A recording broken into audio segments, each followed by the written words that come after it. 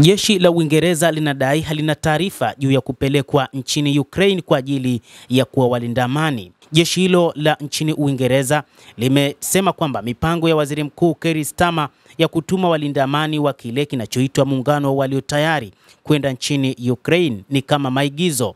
Kwa maoni yao, wanasema Waziri Mkuu alikuwa na haraka na taarifa kama hizo, kwani hakuna mtu anayejua juu ya maelezo ya mission kama hiyo.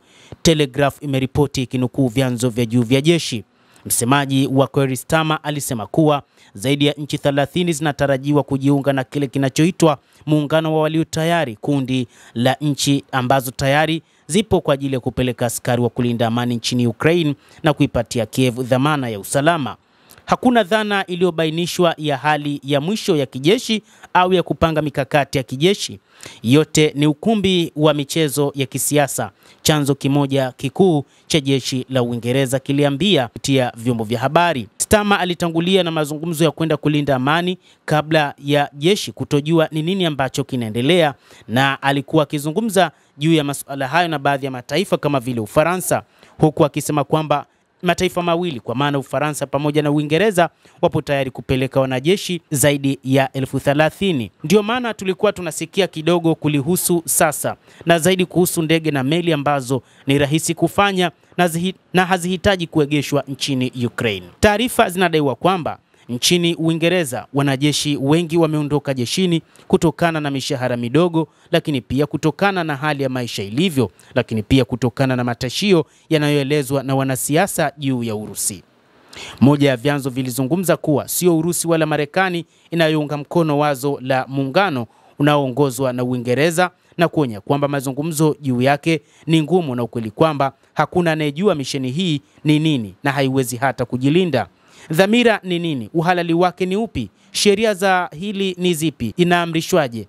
Hutolewa na kuwekwa kwa nani? Ipo kwa muda gani na kwa nini? Ni maswali ambayo wanajeshi nchini Uingereza wamekuwa wakijiuliza sana.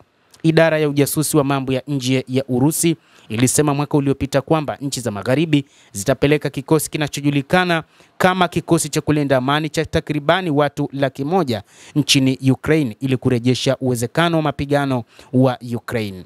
Hata hivyo, SVR inaamini kwamba hii itakuwa ni kazi ya kweli ya Ukraine. Msemaji wa Kremlin Dmitry Peskov alisema kwamba kutumwa kwa walinda amani kunawezekana tu kwa idhini ya wahusika kwenye mzozo fulani. Kulingana na Peskov, ni mapema kuzungumzia juu ya walinda amani nchini Ukraine. Hata hivyo, moja kati ya mambo ambayo bado yanalikabili jeshi la nchini Uingereza ni juu la idadi ya wafanyakazi ambao wengi wanadaiwa kutoroka na kuachana na kazi ya jeshi hilo, lakini pia vitisho ambavyo viongozi wa kisiasa wamekuwa wakieleza kwamba Urusi huenda wakati wowote ikafanya shambulizi dhidi ya jeshi hilo la Uingereza.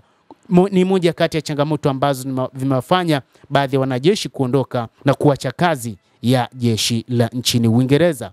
Hata hivyo, kupitia waziri wa mambo ya kigeni wa Urusi Sergei Lavrov aliweka wazi kusema kwamba itakuwa ni halali kuwalenga wanajeshi ambao watatumwa nchini Ukraine kwa ajili ya kile wanachoita kulinda amani katika taifa hilo la Ukraine. Mtazamaji, endelea kutufuatilia na usisahau kulike, usisahau kucomment, kadhalika kusubscribe channel yetu hii. Mimi ni Adam Hussein, endelea kuwa nasi wakati wote, endelea kutufuatilia.